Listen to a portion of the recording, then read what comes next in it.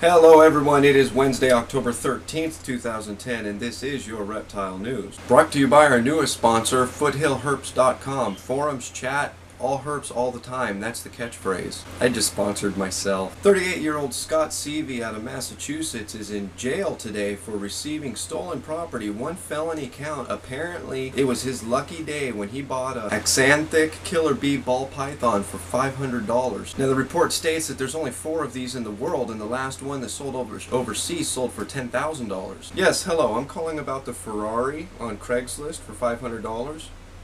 Oh, it's brand new. Okay. Cash only? Yes, I can bring cash. Now, I have to assume that Scott is not an avid reptile keeper, although it does say he is a dealer in the article.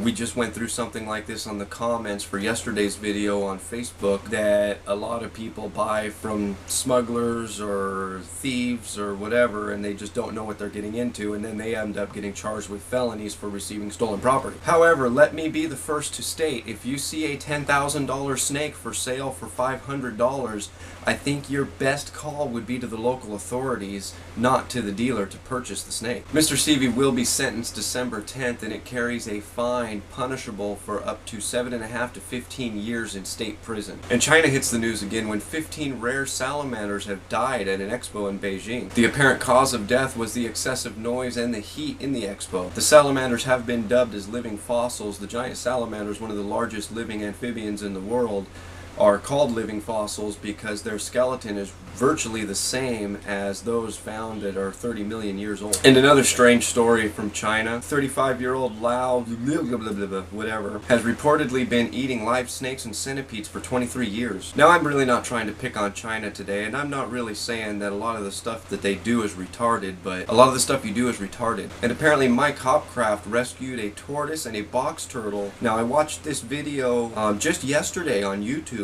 I watched it, and I thought it was old. I didn't look at the date, but apparently it's new. He rescued a turtle and a tortoise that had handles attached to their shells. Holes were drilled in the shells of these animals, and the handles were attached. Apparently the owner of the animals claimed that he did it so he could carry the tortoise around by the handle, which weighed 25 to 30 pounds, and so the box turtle can be leashed up while he left it outside. Now, Mike is saying that the tortoise will probably be added to his tortoise education program, while the box turtle is more than likely going to be sent to the Vancouver Zoo. Mike does have a rescue and education program where he gives presentations, but according to him, due to recent exotic animal laws, he may have to cease his operation unless other funding is found. And of course, I have to leave you with a question for the day, and it's reptile related, so don't worry, but it has nothing to do with the stories we did today. It's something I've been thinking about for a long time. Do you think it is smart, or do you think it's harmful for the animals if you, for education, for research, for whatever, if you milk a wild venomous snake and then release it back into the wild, you're basically taking away its way of catching its prey? Do you think that's good? Do you think that's bad? Do you think that kind of stuff should be kept in the laboratory? Hopefully the Viper guys will speak up and let us know what they think. They obviously have more experience with it than I do. And that has been all your news for this Wednesday, October 13th, 2010. If you'd like to read any more of these stories, those links are right down below here in the description. And as always, if you're still watching, my name is Jason White. Now you know what's going on in the reptile world. Be good to each other.